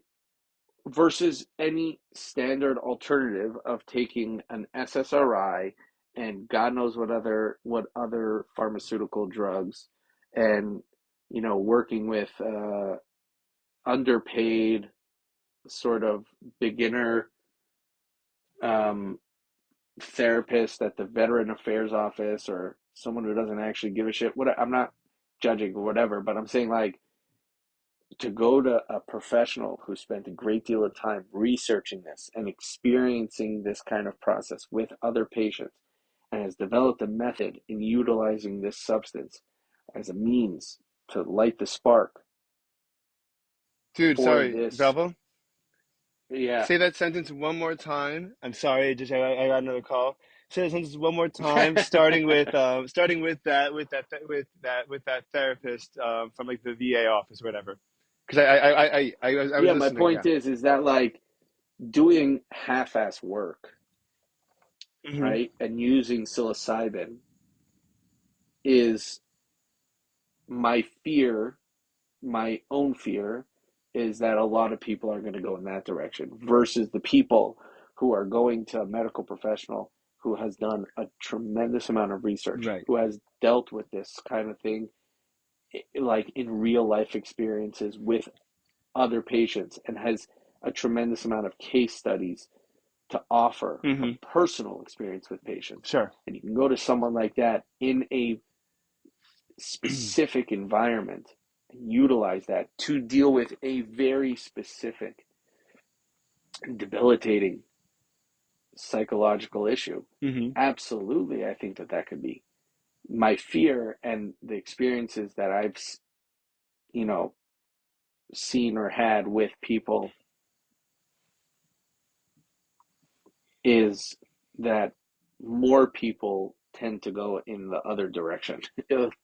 That's just my experience. So like I'm not someone who's gonna, say that since a great deal of people are going to be compelled and then addicted or compelled and use substances inappropriately means we should completely disregard them and throw the baby out with the bathwater. I think it's way more nuanced than that, Sure. It's the same reason why alcohol right? is still allowed, and you have a lot of alcoholics out there. You know. Yeah, but I mean, in getting into the getting into the discussion of abolition and abolitionists, right? Hmm.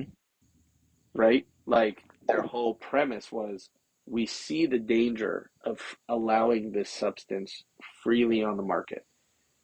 So let's completely remove it. Oh, whoops. We didn't think that by completely removing it from the free market, we'll create an entire black market filled with violence and death. You know what I mean? Like, now that alcohol is totally legal, right? Hmm. And with age restrictions, but totally legal, Yeah. right? Is there an increase of drunk drivers and death associated with alcohol? Right. Sure. Is there? By the way, But I don't it even know. I don't pales even know statistically if that's the case. By the way. in comparison to the death statistics of the violence associated with the crime of the production and sale of it. Yeah. Look at, well, opioids threw a wrench in the whole thing because that was produced and sold in a legal context. And there And were illegal, a and both of them, by the tremendous, way. I mean, historically, it's been both, even till today. right, but I'm saying in recent history, Even so, it's, yeah. like the big push of drug overdoses from opioids started with legal production of it. And prescriptions, and medical That's what I'm prescriptions. saying, prescription. But it's not Right, even just. right. It's not even just legal So, production. There's a big difference, by the way, because there's a difference between me owning a brewery and me prescribing someone 6 beers a night. You know, I mean, it's not. You can't even. Like, they're two separate conversations, but both of them are happening. yeah, now we're getting into a conversation that Okay, that's can lead in so yeah, yeah, many yeah. different Okay, directions, let's and stay. it's Let's way stay. more complicated than whatever we have left. But my let's staying on topic. My point is that I believe that there's definitely benefit to it for certain people in a certain context. I also believe simultaneously that it's not a problem, but I also believe that it will be used in an inappropriate context. And I think Sure. more people will use it in an inappropriate context when people are out there saying that in a specific context, in an appropriate way, it can be beneficial, Right. right? People will use that as a means to justify their inappropriate usage of it. Sure. Sure. Well, I know that I know that I've experienced that myself. I've That's what experienced I that think. myself, by the way, for sure, with cannabis. You know, I mean, the fact that it was legal, say in Seattle, even though I'd never, I really hadn't smoked earlier in my life at any given point, the fact that it was legal gave me some kind of license or justification for myself because I could walk into a shop and just buy, a dispensary and just buy whatever, whenever I wanted. Like, how bad could it really be? How big of a deal could it really be? And at the end of the day, it Right. could be abused, For a lot of people, it isn't. Yeah. For a lot of people, it Well, isn't. in more than half, And I think in not half the so states now like it is. there's a spectrum. There's a spectrum. Yeah. There's a spectrum. Yeah. There's people who genuinely and sincerely benefit from it. There are people who are sort of in the middle. Mm-hmm. They imbibe and it doesn't really hold much consequence other than having an enjoyable night Mm-hmm. or whatever experience every now and again. And then there are people on the other extreme that take it completely, you know, to the other side of it Sure. and are completely irresponsible and get completely addicted and use it all day, every day. Dude, I can't dream of 150 milligrams to do to me, dude. I can't dream about that. Dude, That's a I mild would dose be, in my book. I would be Elon Musk to Mars if I took 150 milligrams, dude. I'd get there so much faster than he would. 150 milligrams did not get me flying high. 150 milligrams was something that I used to it would be like paragliding versus, flying in Really on an airplane. crazy. For me to fly 50,000 feet, I would need at least 500 Oh milligrams. my That would be goodness, something dude. that and at the peak of my cannabis consumption, I was consuming exclusively, towards the end, I was exclusively consuming concentrates, dabbing, Yeah. and I would take these, half gram up to a gram dab, which, I don't even know what that means. I if can't you're even. not familiar, is a tremendous amount of THC consumption, Yeah. and I have a memory of one Friday afternoon. I was home with my daughter. She had just started walking, and my wife was out, and I went on the porch and I smoked a half gram dab, which is Sure. a concentrate, like a wax concentrate. So tremendous amount of THC. I smoked a whole half gram. I was so baked, I couldn't even walk straight. I fell on the couch, plopped down. I couldn't move. I had trouble keeping my eyes open, and I see my daughter running towards me, arms open with a smile on her face, like Oh "Daddy," my God, and dude. runs over to me and gives me a hug. I can't tell you the disgust Ah, I felt in myself. I am such a degenerate. I can't even function right now. Another example was right after my daughter was born. We went into the hospital at 2 in the morning. My daughter was born at 11:45 a.m. So not, whatever, 10-ish hours later. And, not long after she was born, my wife wanted me to go home to get a few mm-hmm. things to set up the house, the crib, whatever. I don't remember.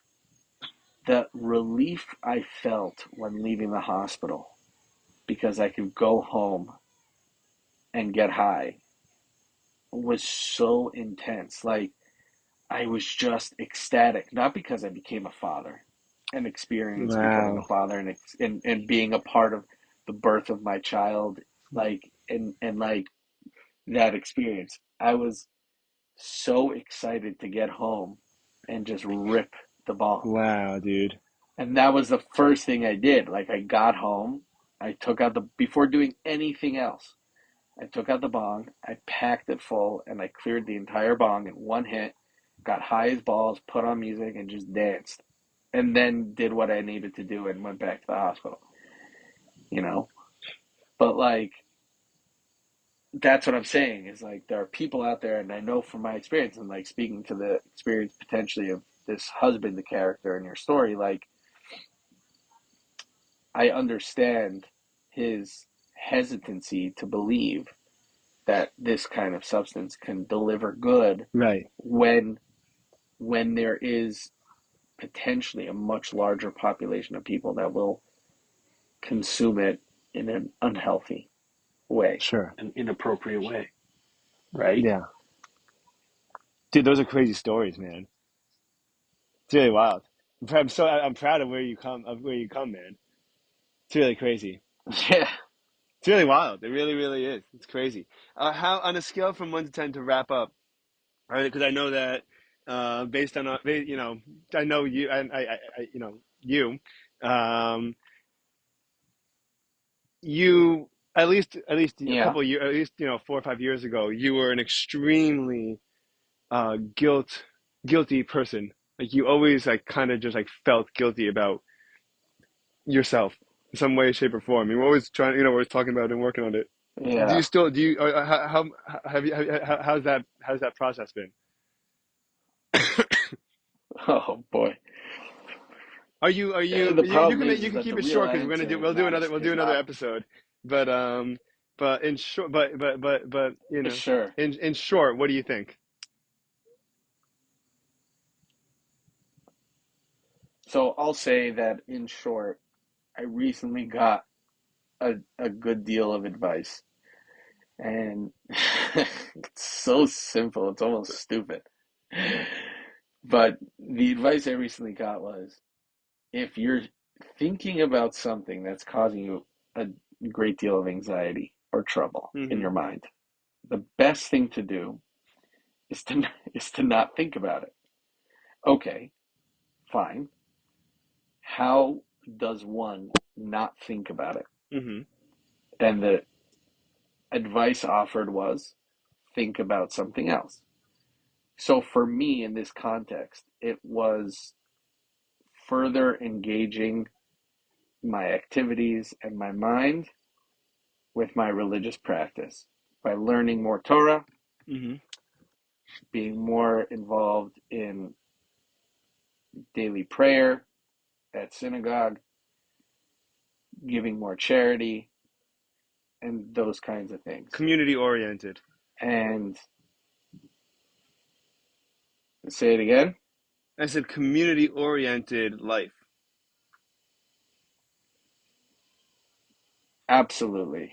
And just be more involved in that. And by doing that, I mean, I've incorporated that into my life in a much more meaningful way, Do you feel less both in guilty quality on and a regular quantity. basis though?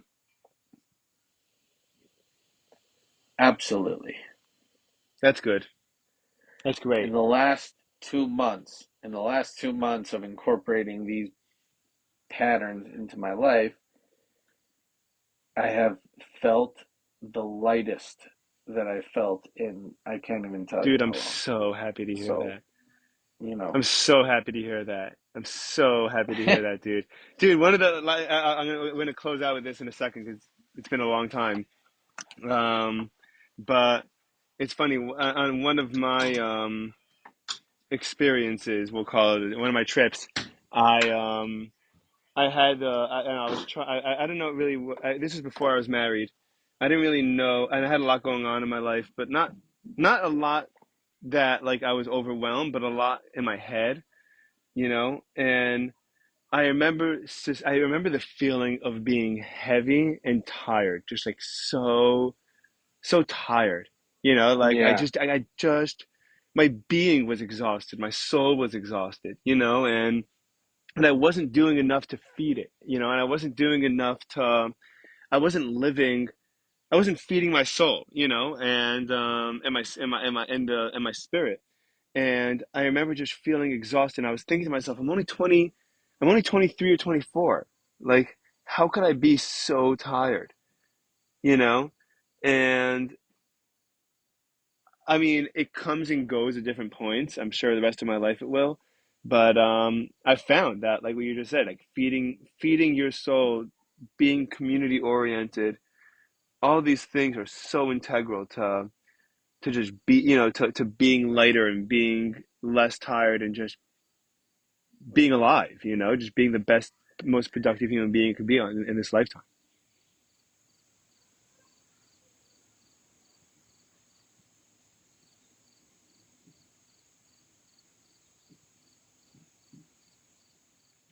Dude, you here, dude? I've been here, but you disconnected a while back. Very choppy.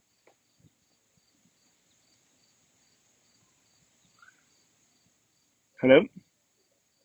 Yeah. Can you hear me?